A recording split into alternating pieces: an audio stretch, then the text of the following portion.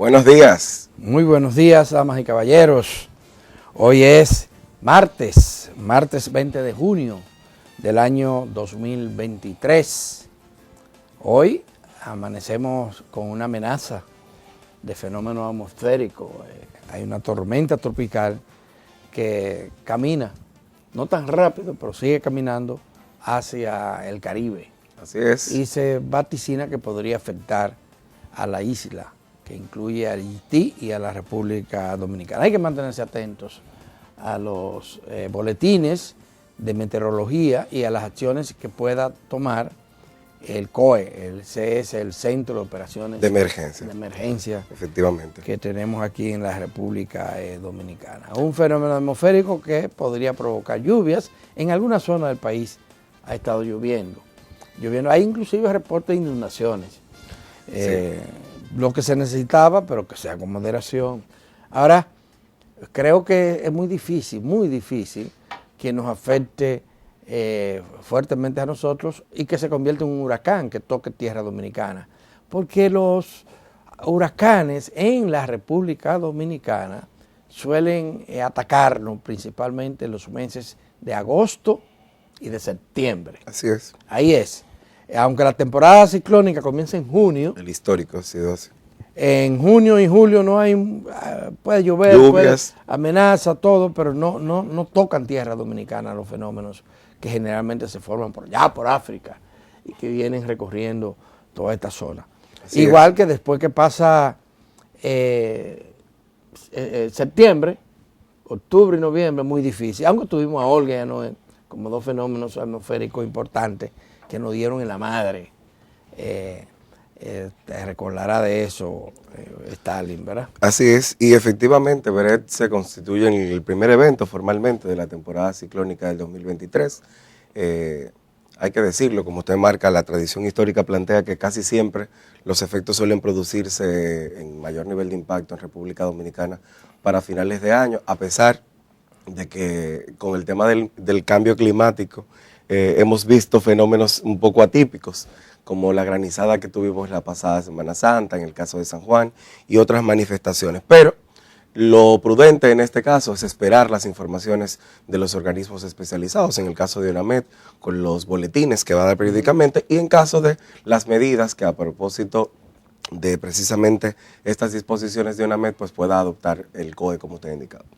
Así es, damas y caballeros. Aquí hay una noticia económica trascendente, es que el Banco Central, la Junta Monetaria, adoptó nuevas medidas encaminadas a dinamizar la economía y a poner más dinero a circular. Se trata de la autorización para que del encaje legal otros 25.000 millones de pesos sean puestos al servicio de quienes lo necesitan para dinamizar, repito, las empresas, las instituciones productivas del país. Y al mismo tiempo el Banco Central ha aclarado que el dinero que se emitió con anterioridad o que se autorizó invertir con anterioridad sí se ha invertido en las áreas productivas que se necesitaban y no como se había dicho, que había sido usado para refinanciar deudas y reducir la tasa de interés. La tasa de interés máxima que se paga con este dinero que está autorizando el Banco Central es de 9%. Y eso es bastante cómodo y sustancialmente más rebajado, más barato que un 15% que se estaba pagando cuando habían llegado la tasa de interés.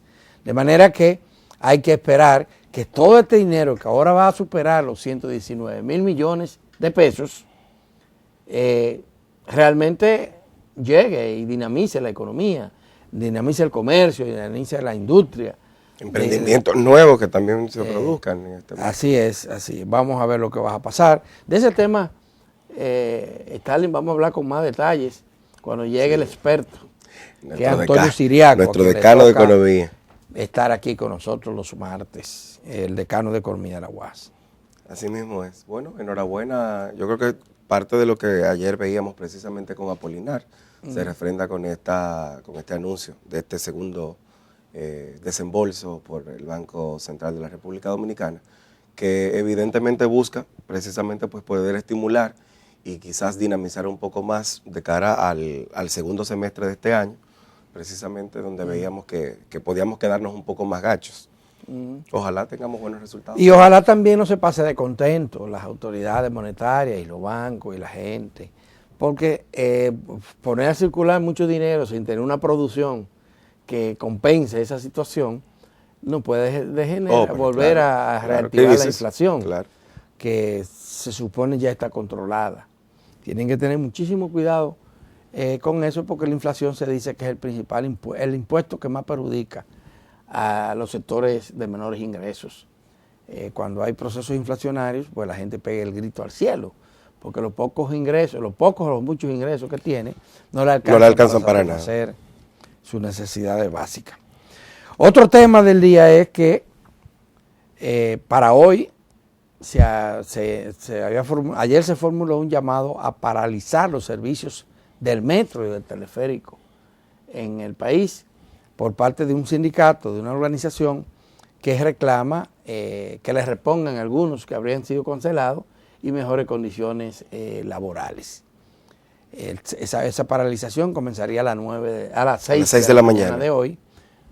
El metro ha seguido funcionando. Hay los empleados de Teleantillas, de Telesistema, de Coral, de los medios de aquí, de nosotros y nuestros visitantes, han llegado una parte de ellos en el metro. Sí. Y me han dicho que está funcionando como tal. Más tarde tendremos imágenes, en el transcurso del programa, de lo que está pasando en el metro de Santo Domingo en el día de hoy. Aparentemente, las autoridades adoptaron las medidas correspondientes para poder garantizar. Ya ayer decían que iban a garantizar el servicio. A mí lo que me preocupa de todo esto es precisamente ver al Estado en este marco de doble rol a través de la OPRED, pues, y creo que puede haber matices de otras índoles al interior de este proceso, pero no menos cierto es que si los alegatos presentados por los trabajadores del metro efectivamente son así y se confirman, estamos hablando de incurrencias en abuso y violaciones a derechos laborales, con jornadas extenuantes sin el pago y la remuneración correspondiente, además de en términos de humanos complicados con el tema de intervalos muy mínimos para el tema de alimentación y para sus necesidades básicas. Yo creo que el que en el año 2022 tengamos que estar hablando en términos de derechos laborales de estas particulares dejan mucho que desear si eso se confirmara. Ahí yo creo que el llamado a la OPRED en este marco también siempre es al establecimiento del diálogo y al respeto sobre todo de los derechos laborales. Eso el Ministerio de Trabajo debe intervenir para verificar si eso es cierto o no, porque es inaceptable que en esta época se habla de que la gente tenga que trabajar más de 8 horas consecutivas. Eso es totalmente inaceptable y no creo que se esté produciendo, no se puede producir, y si se produce no se puede tolerar. ¿Por qué? Porque, óyeme, si hay un sector que está en condiciones precarias en este país es el del transporte. Los choferes. Hay choferes de más. Aquí todo el mundo sabe manejar. Y para manejar un vagón de eso del tren o una red de vagones del tren, si tú sabes manejar patanas, camiones, etcétera, eso va de fly. De fly. Entonces, no, si tú me dijeras un sector tan especializado que no hay técnico, pero transportar en el tren o atender en una caseta, no creo que eso obligue a que estemos en esa situación, y sobre todo porque los gobiernos siempre quieren buscarle empleo a la gente. Una buena base. O sea, es inaceptable si eso ocurre, porque no habría ninguna explicación convincente que lo justificaría. Hay que poner atención a ellos y a todos los trabajadores en sentido general, pero ya este es el segundo intento de paralizar ese servicio, que se ha convertido en un servicio estratégico, porque ya una inmensa mayoría de los... En el Gran Santo Domingo no se mueve licería de la misma manera. Así es. Estamos hablando de la provincia y del distrito. La gente se mueve ahí, llega más rápido a su trabajo. Todos los puntos. De verdad que ha sido un servicio importante, que cuando se inició en el régimen de Leonel Fernández había muchas dudas de si esto iba a funcionar o no. Y fíjate que lo ha continuado Danilo Medina y lo ha continuado Luis Abinader, que son los gobiernos que le han sucedido a Leonel Fernández, lo que quiere, y ha venido a suplir una necesidad fundamental. Una necesidad fundamental. Si el tránsito es un caos, imaginémonos sin el metro como estructura. Y ahora se está hablando de ampliarlo. Bueno, ¿y qué sería Nueva York sin el metro? O Madrid. Sí, no, es imposible. Eso es una cosa. Y bueno, hemos logrado sobrevivir eso. Muchos cuartos que se invierte ahí. Sí. Mucho dinero. Y para eso aparece. Ahora mismo se va a ampliar y va a aparecer. Para salud no aparece, pero para eso sí. Definitivamente que sí. Stalin, el tema de la corrupción. Bueno. Vuelve a ocupar portadas de los diarios. Vuelve a ocupar portadas. Se está ventilando en un tribunal del Distrito Nacional el denominado caso Coral, en el que están implicados militares de alta graduación. Esto incluye al jefe de seguridad del expresidente Danilo Medina. Y ayer fue interrogado en un juicio público y contradictorio.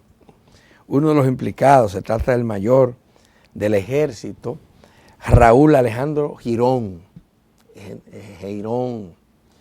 Él era el jefe de nómina del sector.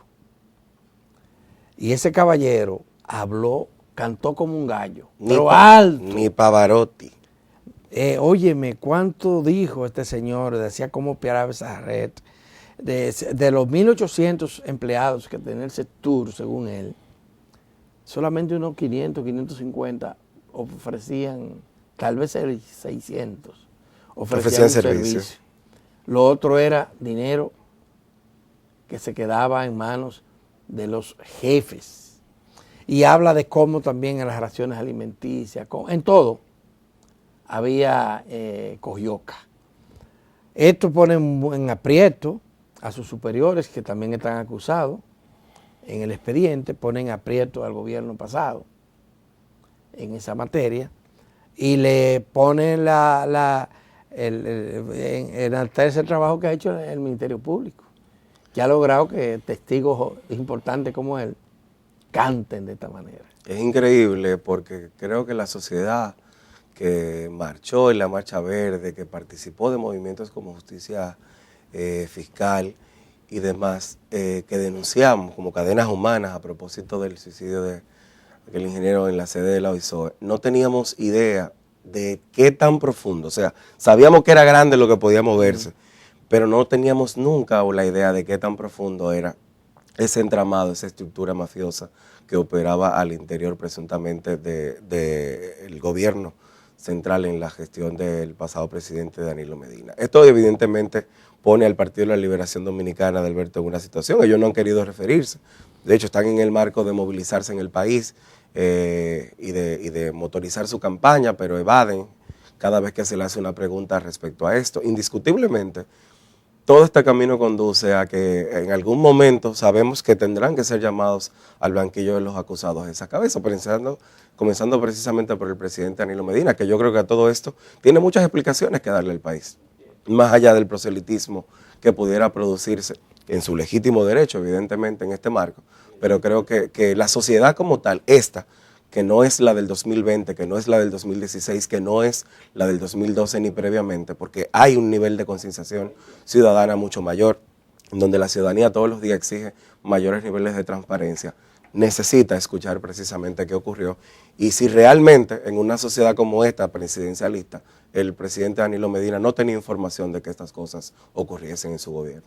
Bueno, pero es muy difícil probarle al presidente. Sí, está blindado. En eso, porque no solamente que está blindado, es que qué evidencia pueden tener, por ejemplo, este mayor que acaba de hablar, de que más arriba funcionaba. Él ha llegado a donde tenía que llegar, al jefe cabeza, y ni siquiera lo está mencionando él, está diciendo su jefe de financiero. Sí. Creo que uno de los... No, y ayer activaron una estrategia también de ver lo humano, de que sus familias han sido afectadas. No, pero unas estrategias. Eso no tiene nada que ver para impactar al tribunal, porque el tribunal está buscando evidencia. Y un testigo es una evidencia vital. Sobre cualquier otra. Caso, y parece que el Ministerio Público también ha documentado lo que ha pasado, lo que pasó en esa gestión del CETUR. El CETUR es el cuerpo especializado de seguridad en turismo. Bueno, por último, porque se nos acaba el tiempo, oye, ha continuado el debate ayer, y todo el mundo se está haciendo experto y participante de este debate en torno al incidente que involucra a una fiscalizadora y a la policía de Higüey. Que ustedes lo han visto, la policía tiene órdenes, parece, instrucciones para que grabe todo, y lo han grabado, y entonces lo están subiendo a las redes, y eso es lo que ha motivado a que hasta el morbo se encienda en torno a lo que pasó entre esa fiscalizadora y una patrulla de la policía, y posteriormente están involucrando al oficial del día en el cuartel. Que es probable que ese oficial del día llamara a su comandante y le dijera actúe, porque es muy difícil que se abroguen esa de una fiscalizadora y que no tomen en cuenta. Pero es una práctica que tiene la policía, no hay otra manera que para ellos de actuar que no sea el tránquenlo, ¿verdad? Y sométanlo a la obediencia. Lo que hicieron con esa fiscal lo hacen todos los días con el resto de los ciudadanos. Pero la procuradora, qué grande Miriam, mandó a suspender una orden de prisión contra los agentes hasta que terminen las investigaciones. Y mandó también averiguar qué pasa con ese carro. ¿Qué hay detrás de la fiscal? Ay, qué grande esa mujer. ¿Cómo actúa pensando en el interés público? Sobre cualquier furor. Sí, cualquier furor. Y cómo no protege incondicionalmente a cualquiera que esté bajo su mando. Qué bueno que sea así. Gracias que la tenemos a ella ahí. Garante de justicia, porque lo que se tiene que impartir justicia. Y además, proteger las instituciones públicas. La policía tiene que ser saneada, pero necesitamos una policía. El Ministerio Público tiene que ser saneado. Pero necesitamos un Ministerio Público que defienda el interés colectivo, el interés de la sociedad. Y bueno, de eso se trata. Ojalá que esa investigación arroje luz sobre esto y se impartan las sanciones que se establezcan. Pero hay que decir que en este caso los policías no estaban robando. No estaban robando, estaban trabajando.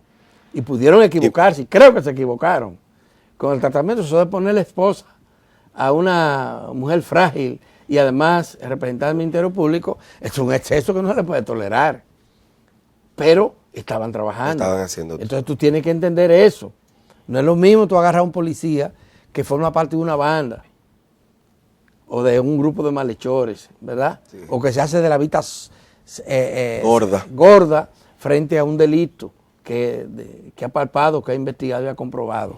Esto es una cosa diferente. Estaban trabajando y pudieron excederse y se cedieron. Y ella también se portó inadecuadamente. Sí, inadecuadamente su comportamiento. Es una persona joven y nosotros todos, bueno, tú lo eres. Siendo jóvenes éramos mucho más intolerantes al abuso. Y si éramos víctimas de un abuso, más todavía. Entonces hay que entenderla a ella en ese sentido, sin justificarla, definitivamente. Yo me sumo al llamado y al saludo a ese comportamiento ejemplar de doña Miriam, como nos tiene acostumbrados con esta medida. Y aprovecho también para anunciar que hoy hay una convocatoria para las 5 de la tarde en el Salón Durán Bracho del Colegio Médico Dominicano, de ciudadanos y ciudadanas que siguen haciendo esta convocatoria de apoyo a doña Miriam, sobre todo a propósito de este inconveniente que hemos visto, de esta tentativa de atentado contra su hijo y contra ella como una amenaza. Y bueno, pues ahí están, creo que las muestras de la ciudadanía que sigue comprometida, además con defender esa necesidad de justicia independiente que tanto ameritamos en Dominicana.